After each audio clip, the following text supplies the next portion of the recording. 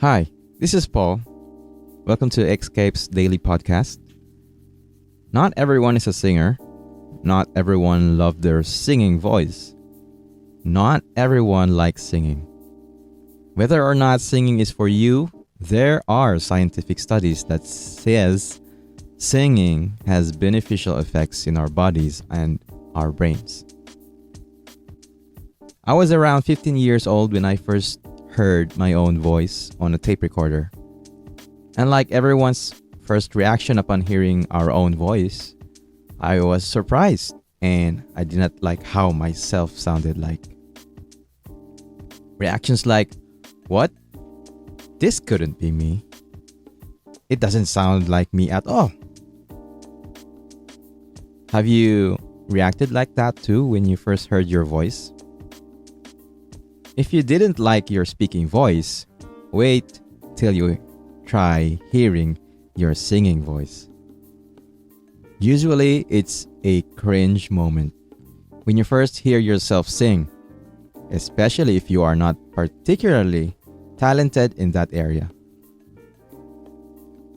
However, you are not required to listen to your own singing voice after you sing. Not unless you are a professional recording artist, which is good because the simple act of singing has positive effects on our bodies when we do it. One obvious effect that you feel almost immediately is the relief from stress. A karaoke session after a hard day's work takes those stress away. In 2017, a participant's saliva was measured before and after they sang, and the amount of cortisol, the stress hormone, was lower after singing, an indication that people felt more relaxed after they sang, especially if they sang it all out. Singing improves our mental health and mood. Another obvious effect is the improvement of your lungs. Singing involves taking in air and letting them out. Depending on the song you sing, it requires different levels of control when letting the air out, thus exercising our lung muscles, be it a sudden or slow and controlled release of air. Some studies suggest that singing can help in people with asthma, chronic obstructive pulmonary disorder, cystic fibrosis, and even cancer. Though it isn't a cure, but it can help strengthen the muscles in our lungs. Not everyone is required to sing like a professional. When doing it in a group, participating in singing, be it in chorus or doing it solo while others listen, can improve camaraderie and bonding. Singing with a group of people that is supportive and positive gives a much more benefit in our bodies and minds compared to singing solo in most cases. Last but definitely not the least effect when singing is it helps with grief or sadness.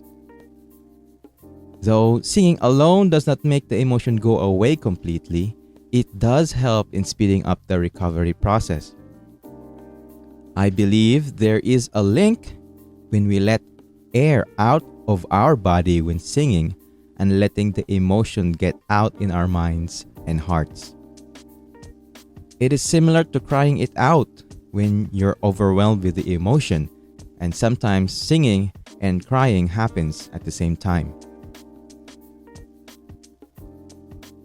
There are more effects other than the ones I mentioned, and all of them are good for everyone. I am not saying that everyone should sing because of the effects, but I am hoping that after hearing this, that maybe you can try if you haven't tried at all. Try singing solo. And when you're confident enough, grab a friend you trust, and go to a karaoke place and sing your heart out. Take those stress away and keep the negative vibes at bay.